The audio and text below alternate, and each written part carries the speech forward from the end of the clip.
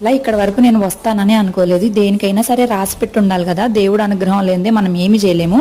ఆయన స్వంతంగా నాతోటి చేయించుకోవాలి అనుకున్నారు. ఏమో మరి లేకపోతే ఇంత కఠినమైన దీక్ష నేను ఎలా చేయగలిగానో నాకే అర్థం కావట్లేదు.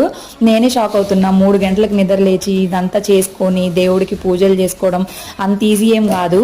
అది ఇంట్లో చిన్న బాబుతోటి ఇంకా కష్టం కదా. కానీ నేను చేయగలిగానంటే ఖచ్చితంగా ఇది దేవుడి దయ వల్లే అవుతుంది.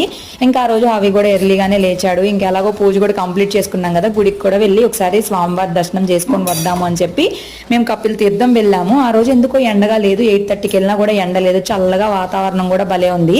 ఆ రోజు వర్షం కూడా పడింది. ఏంటో ఆంజనేయ స్వామి నా కోరిక తీర్చినట్టు, నాకు ఆశీర్వాదం ఇచ్చినట్టు అనిపించింది.